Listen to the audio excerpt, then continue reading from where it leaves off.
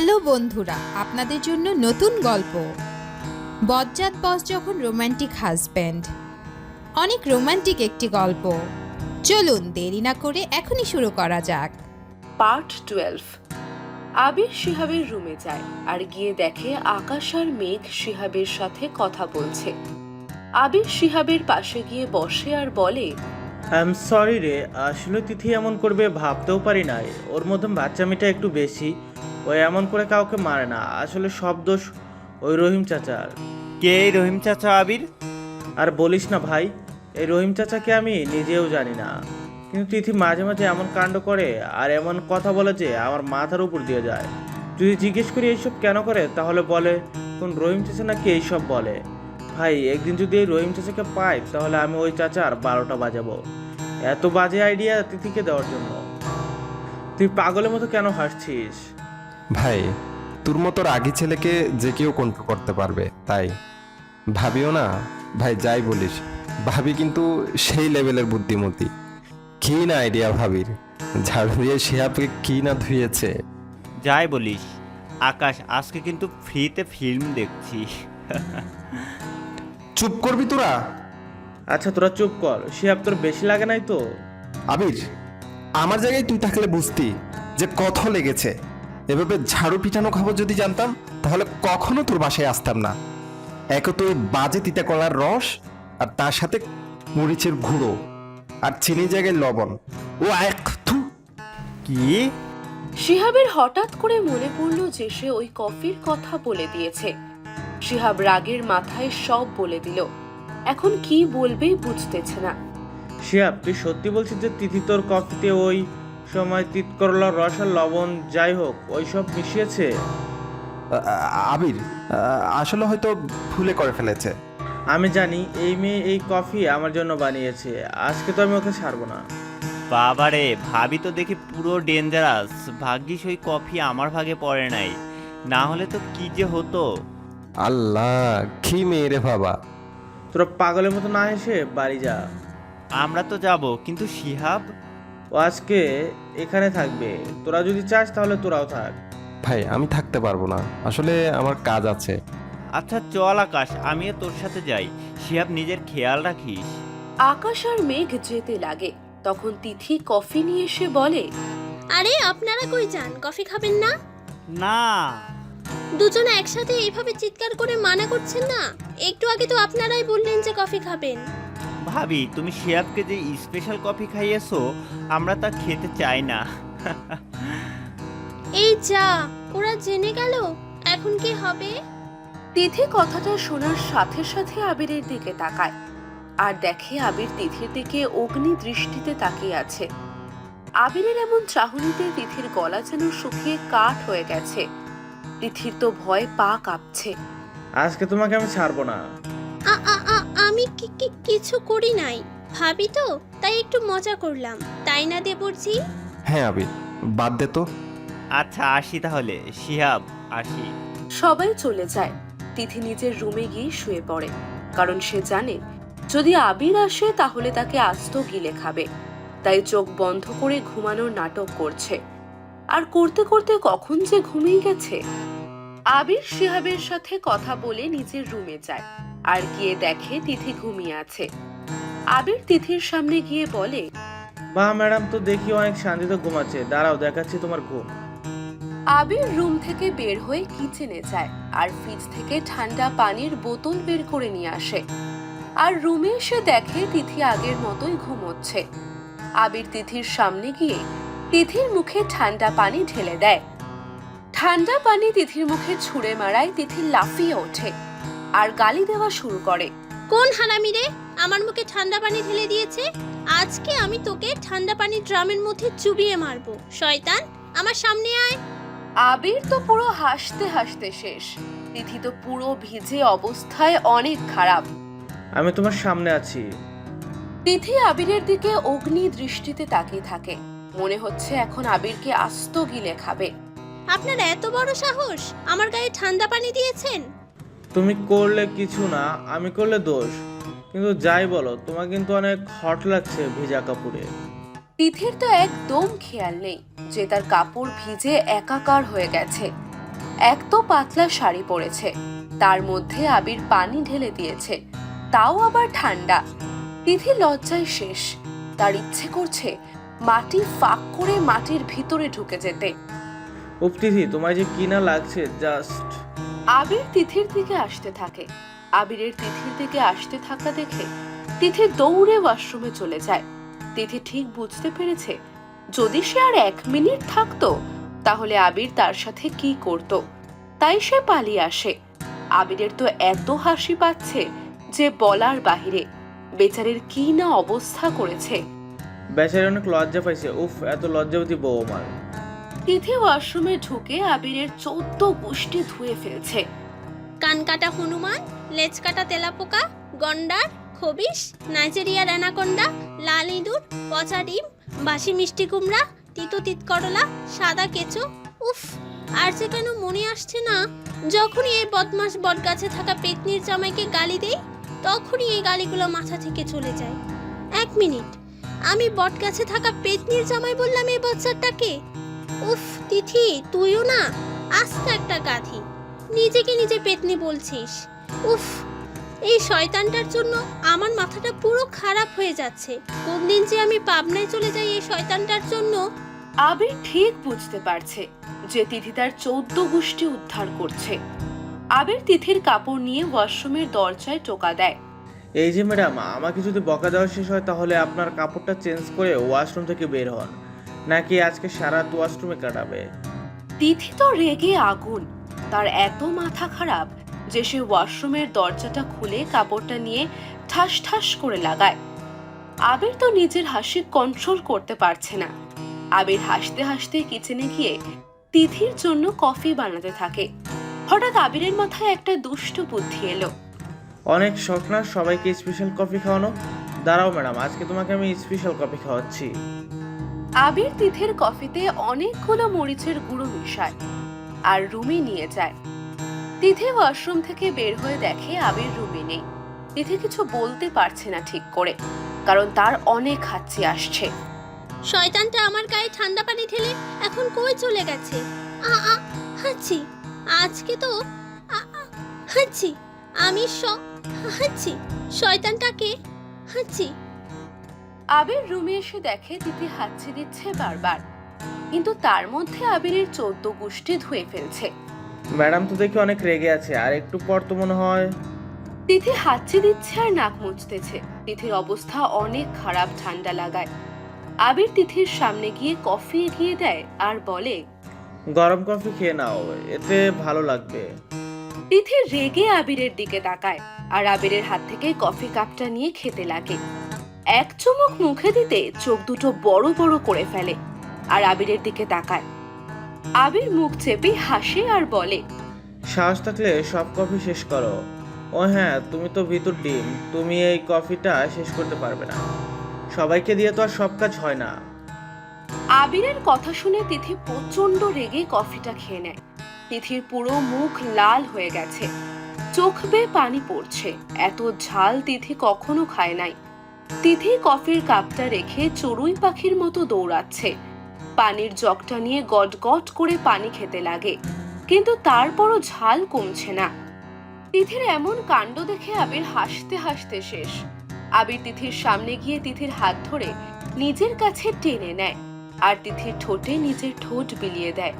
তিথির ঠোঁটের সব ঝাল মনে হচ্ছে আবির নিয়ে নিচ্ছে। আবির গভীরভাবে কিস করতে থাকে। তিথি আবিরের চুল আঁকড়ে ধরে রাখে। আবির তিথির কোমরটা আরো জোরে চেপে ধরে আর নিজের কাছে আরো টেনে নেয়। তিথির ঠোঁটের সব ঝাল মনে হচ্ছে আবির নিয়ে নিচ্ছে। তিথি আবিরকে ধাক্কা দেয়, আবির তিথিকে ছেড়ে দেয় আর দুইজনে হাঁপাতে থাকে। আবিরের খুব ঝাল লাগছে, তার চোখ দুটো লাল হয়ে গেছে। তিথি তো পুরো হতবাক। আবির ঝালে কি করবে না কি করবে বুঝে উঠতে পারছে না। আবির আর না পেরে তিথির ঠোঁটে আবার ডুবে যায়।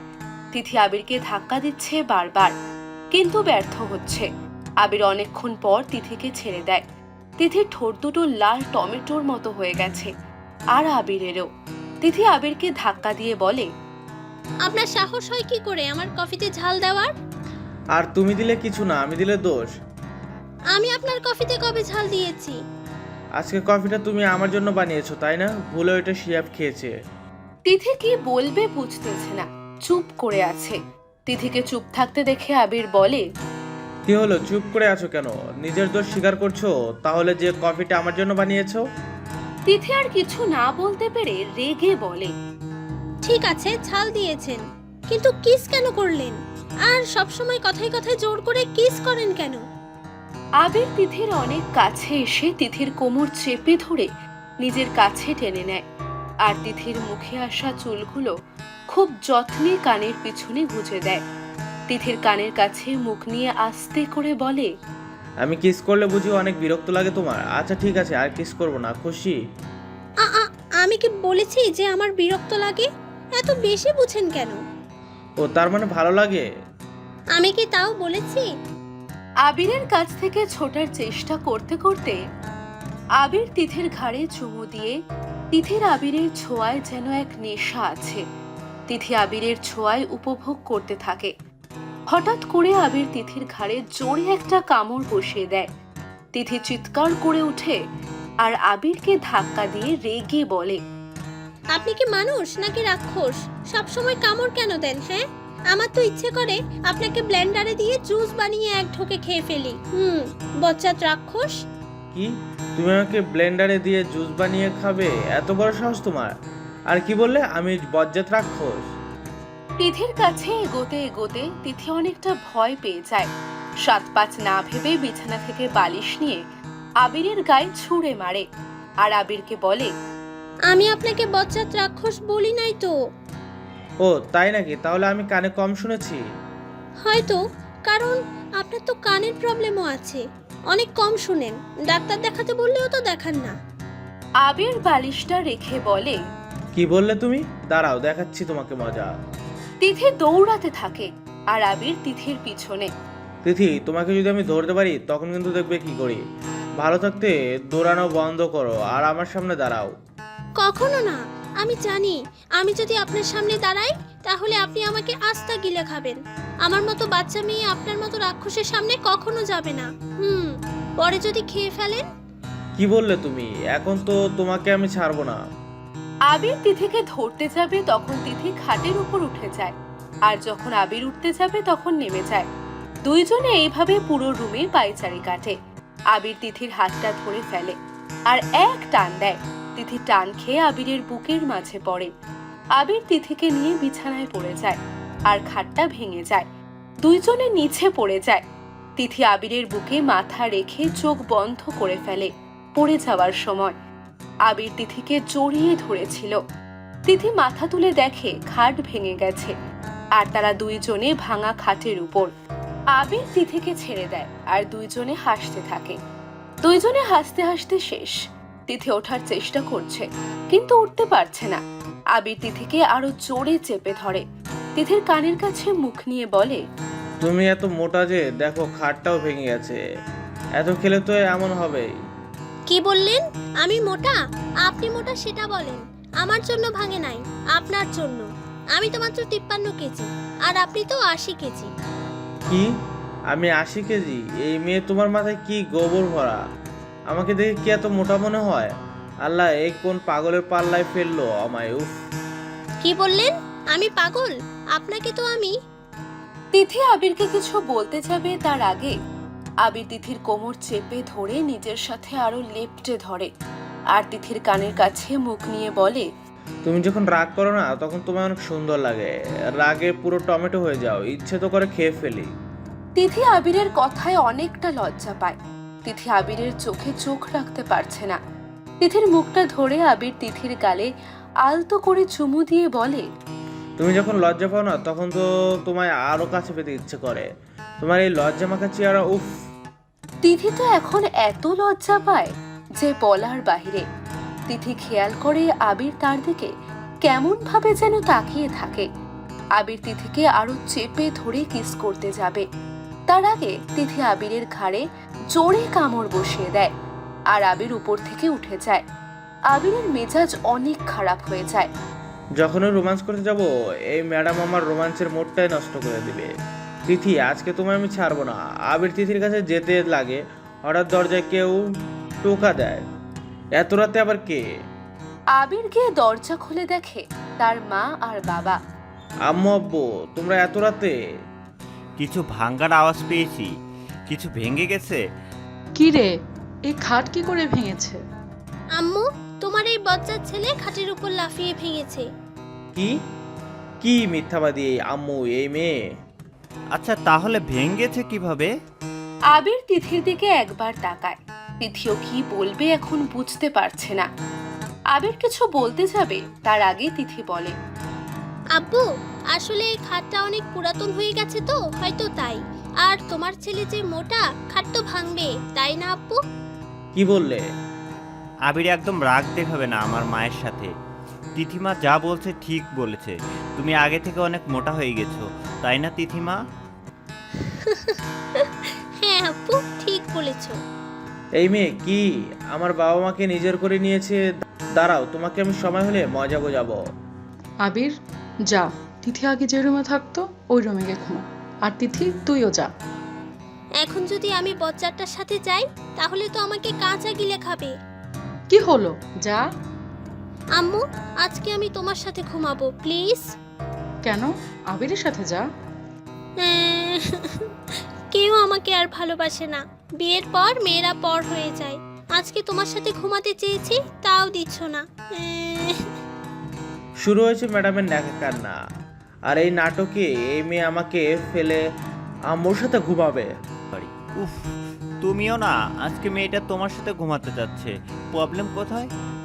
তিথিমা যা, তুই তোর আম্মুর সাথে ঘুমা। আর আবির চল, আজকে আমরা বাপ ছেলে একসাথে ঘুমাই। আবির আর বাবা চলে যায়। আবির আর তার বাবা প্রেম কথা বলে। কথা বলতে বলতে কখন যে তার বাবা ঘুমিয়ে যায়। তিথি আম্মুকে জড়িয়ে ধরে ঘুমিয়ে পড়ে, আর আম্মু তার মাথায় হাত বুলিয়ে দিতে দিতে ঘুমিয়ে পড়ে। আবিরের একটুও ঘুম আসছে না, এই পাশ ওই পাশ ফিরছে। বারবার তিথির ঘুমন্ত চেহারা, তাকে কিস করে তিথির রাগী চেহারা, লজ্জা মাথা চেহারা সব যেন আবিরের সামনে আসছে। আবিরের খুব অসহ্য লাগছে।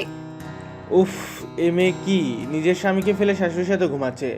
ইচ্ছে তো করছে মাথার উপর থেকে আচার মারি। বেয়াদব মেয়ে, তোমাকে আমি বোঝাবো আমাকে ছাড়া থাকার মজা। উফ, আব্বুর সাথে বাজিয়ে গেছে। তিথি তো শান্তিতে ঘুম। আবির একবার উঠে বারান্দায় যাচ্ছে, আর বার বিছানায় এসে বসছে। কোনোভাবেই তার ঘুম আসছে না। পুরো রুমে পায়চারি কাটে। উফ, একটা রাত ওকে ছাড়া থাকতে পারছি না। এমন মনে হচ্ছে ও আমার কাছে থেকে অনেক দূরে চলে গেছে। আবির আর না পেরে আম্মুর রুমে গিয়ে দেখে তিথি ঘুম।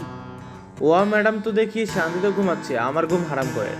তুমি অনেক শান্তিতে ঘুমাবে, আমি তো মেনে নিব না। দাঁড়াও, বের করছি তোমার ঘুম। আবির আস্তে করে তিথির পাশে গিয়ে বসে। তিথির সে ঘুমন্ত চেহারা যে আবিরের কাছে অনেক ভালো লাগে। আবির তিথির কপালে আলতো করে চুমু দিয়ে তিথিকে কোলে করে ছাদে নিয়ে যেতে লাগে। তিথির হঠাৎ ঘুম ভেঙে যায়, আর দেখে সে আবিরের কোলে। তিথি তো পুরো শকড হয়ে যায়। আপনি চুপ একদম। আপনি আমাকে এত রাতে কোথায় নিয়ে যাচ্ছেন? ও, আপনি আমাকে কিডন্যাপ করছেন? কি? আমি চিৎকার করব। আবির তিথির দিকে অগ্নি দৃষ্টিতে তাকায় আর রাগী সুরে বলে, চুপ করে থাকো, না হলে আচার মারবো। সবসময় ফালতু কথা। তিথি ভয়ে কুকড়ে গেছে। তিথি আর কিছু না বলে আবিরের বুকে মাথা রেখে চোখ বন্ধ করে ফেলে। আবিরের ঘাড়ে এক হাত দিয়ে আরো শক্ত করে ধরে রাখে। আবির সিঁড়ি দিয়ে ওঠে আর ছাদের দরজা খুলে ছাদে যায়। তিথিকে দোলনায় বসিয়ে দিয়ে ছাদের দরজা বন্ধ করে। পার্টটি কেমন লেগেছে কমেন্ট করে জানাতে ভুলবেন না। দেখা হচ্ছে নতুন পার্টে। ততক্ষণের জন্য বিদায়।